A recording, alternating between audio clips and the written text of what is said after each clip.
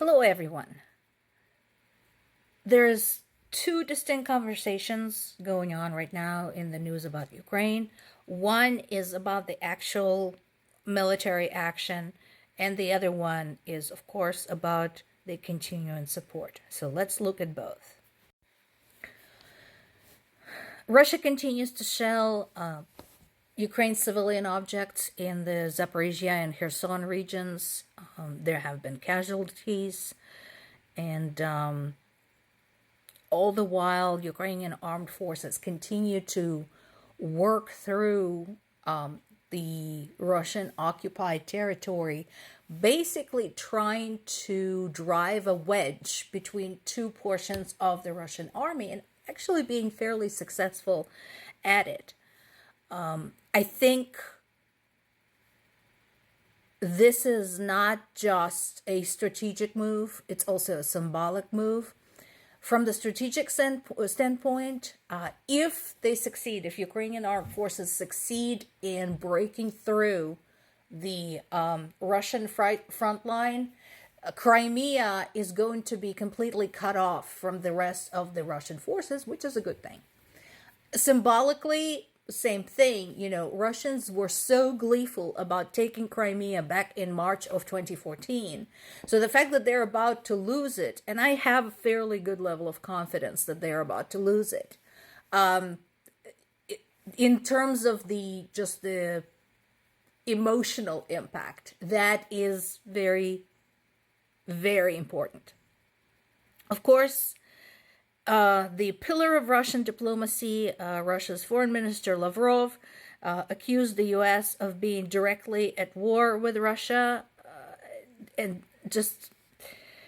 it's typical, he hadn't said anything that he hadn't said in the past. Progress is being made not just in the south, but also in the east, and this is a sign thereof. Basically, the head of Donetsk region, which was appointed by Russia, had introduced martial law in the region, announcing a curfew and forbidding all rallies and gatherings. They're afraid. And this goes back to what I've been saying all along, that any Russian appointed officials in Ukraine are going to find themselves very, very, very uncomfortable. So on to the question of the aid to Ukraine. I've been saying all along that this war should be treated every bit as seriously as World War II, and a lot of the political scientists, economists, and historians agree with me. Many people much smarter than I am have written on the subject. Unfortunately, the various nuances of the situation are rather complex and go over the head of the large portion of the population who say, why should we care? Here's what we have so far. U.S., being the country with the deepest pockets, has been the most generous supporter of Ukraine, followed by Germany, UK, Norway, Denmark, and Poland. There's also some additional aid coming from countries with smaller economies, Netherlands, Canada, Sweden, and Finland.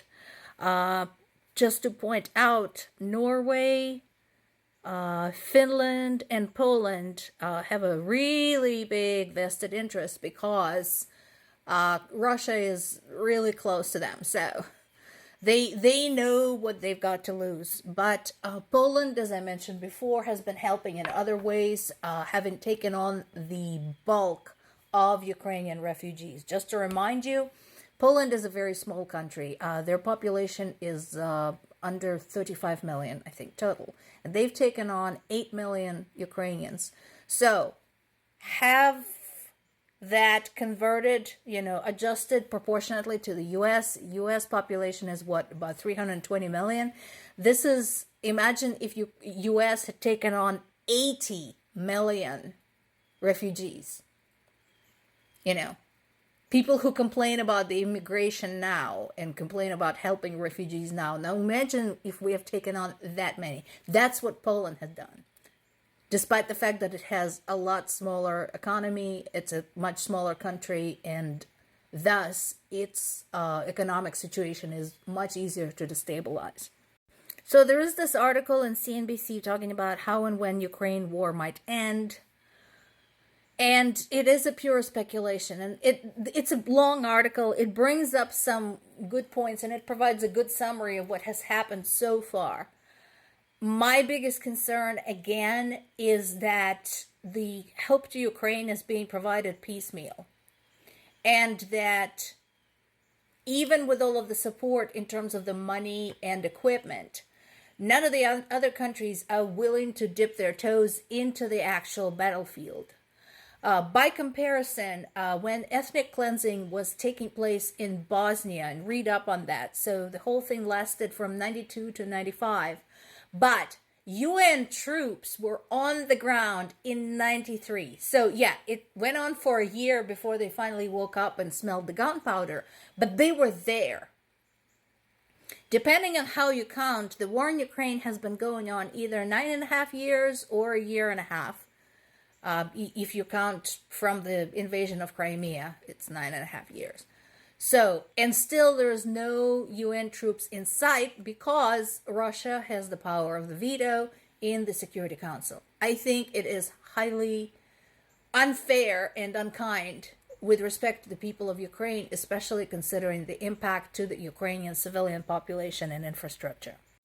So a lot of people ask me, why should we give a shit about Ukraine? We have our own problems. Well, if you want to be selfish about it, and if you don't want to educate yourself how the war in Ukraine impacts you right now as we speak, which it does, how about this? This was as far back as July of 2022 when one of the Russian lawmakers openly said that they should pass a bill about taking back Alaska. Alaska is an American state the last time I checked. Do you care about that? And if you look at the map, you know, while Ukraine might seem far away, Alaska and America are separated by a very small strait. So this is July 2022. This is May 2023. So it's not like they have abandoned the idea.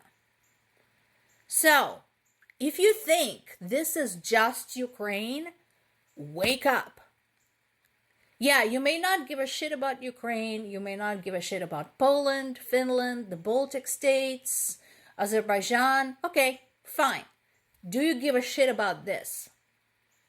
Do you give a shit about American people living on American territory being openly threatened by the Russian government? Does that get your attention? Think about it.